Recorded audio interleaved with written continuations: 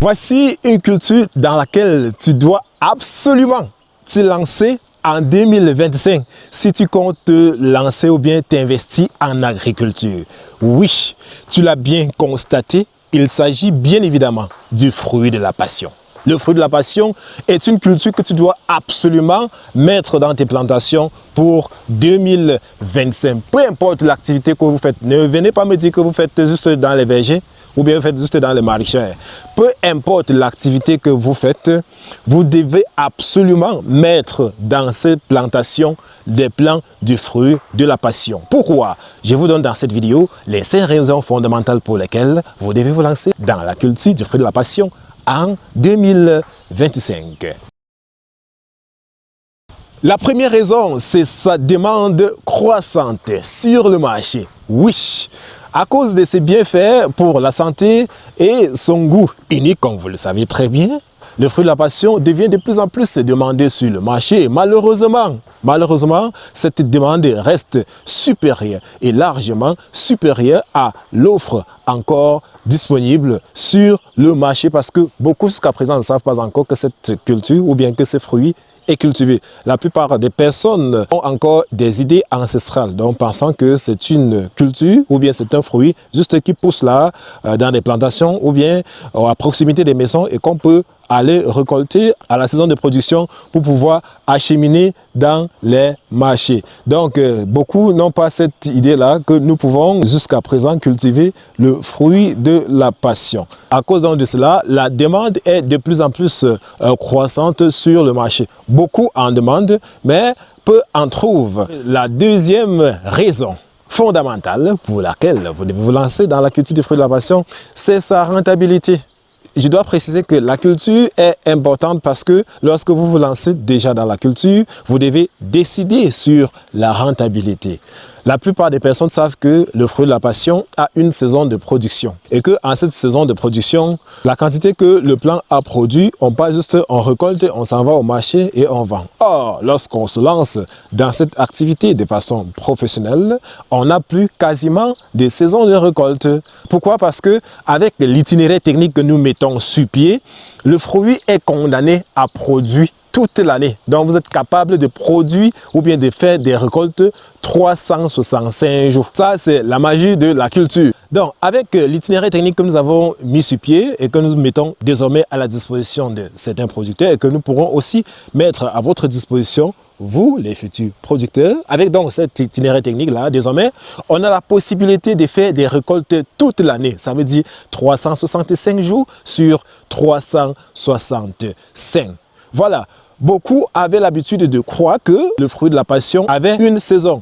Pourquoi? Parce que généralement, à partir du mois de juin, pour ceux qui font des voyages sur la route de l'Ouest, lorsque vous arrivez au niveau des péages, on va souvent vous proposer des fruits de la passion. Sauf que entre juin, juillet et à partir du mois d'août, vous allez constater qu'il y a en quelque sorte une diminution de ces fruits-là et à partir du mois d'octobre et novembre, ça va pratiquement disparaître. Vous voyez, nous sommes au mois de décembre, je précise que nous sommes le 24 décembre et nous sommes le 24 décembre et je tiens en main là des magnifiques fruits et surtout bien frais. Je suis venu là pour la récolte des fruits qui seront servis pour les fêtes de demain. Je disais donc qu'avec l'itinéraire technique mis sur pied, désormais, la notion de saisonnalité en ce qui concerne cette activité est mise dans la poubelle. Il n'y aura plus de saison. On va produire les fruits toute l'année. C'est donc ça la magie liée à la culture. Or, ceux qui font juste des récoltes ancestrales, c'est-à-dire ceux qui font des récoltes sur des plants qui ont poussé aux abords des habitations ou bien qui ont poussé dans les plantations tout seuls, sont confrontés à cette notion de saisonnalité-là. Voilà. Donc, une fois qu'on se lance dans la culture, on s'est donné ce défi-là de désormais avoir des fruits tous les jours. C'est donc ce défi que nous nous sommes fixés et c'est donc ce défi que nous vous invitons à vous fixer. Un autre volet lié à la rentabilité, c'est que vous avez la possibilité de vendre le fruit sous plusieurs formats. Lorsque vous vous lancez dans cette culture, une fois les récoltes effectuées, vous avez la possibilité de vendre tout d'abord les fruits frais. Ça, c'est la première option.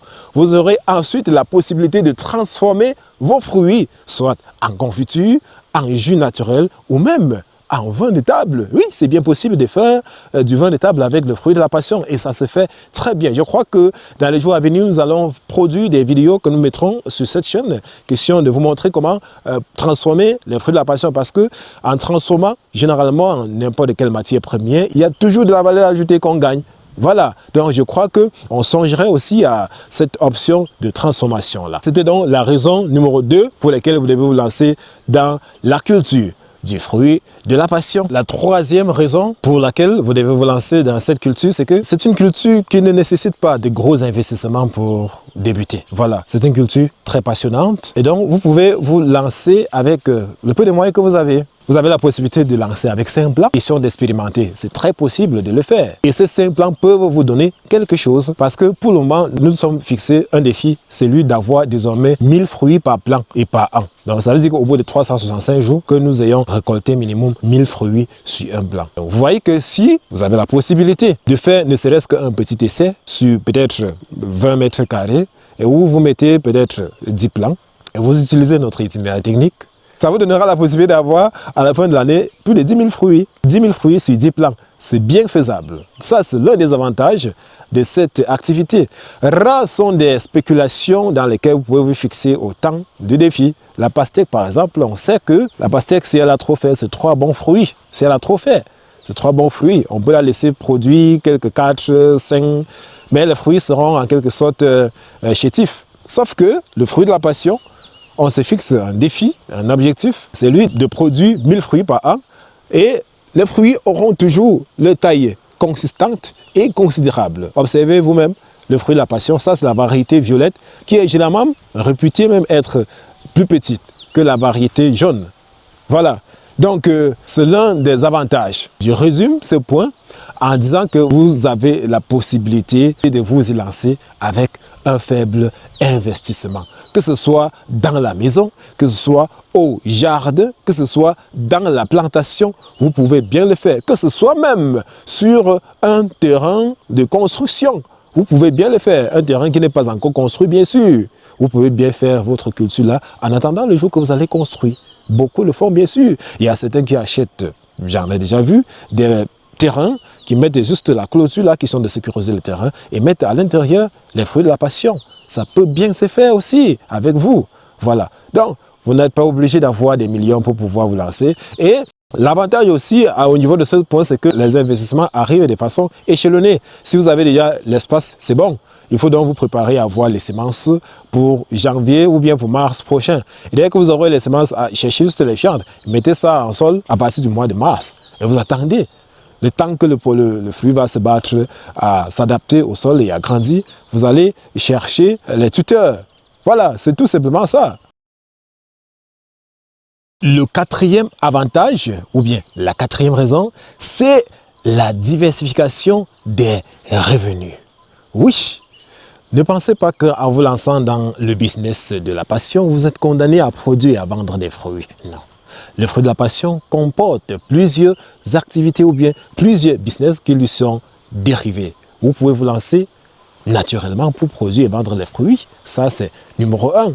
Vous pouvez vous lancer pour la production et la transformation du fruit de la passion en jus, en vin de passion et même en confiture.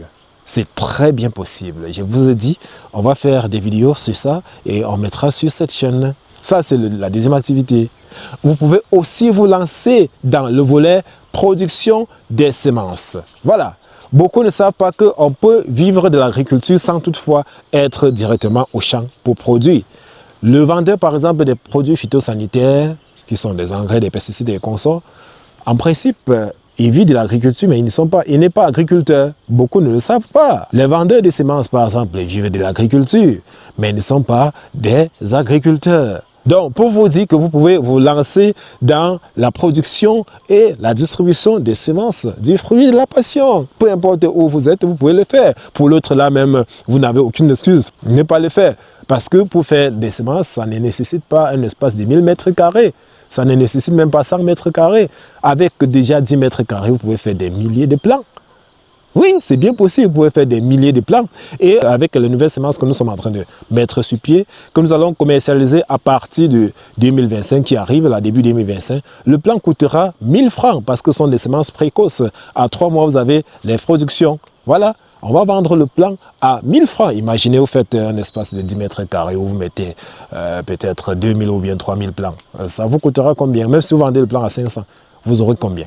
Voilà, donc explorez bien tous les axes du business. Voilà, je vous ai dit, la diversification des revenus est capitale en ce qui concerne cette activité. Ne vous focalisez pas. Beaucoup voient l'activité et regardez seulement les fruits. Ne vous focalisez pas sur ça. Ayez un angle de vue de 360 degrés. Voilà, ça vous sera vraiment bénéfique.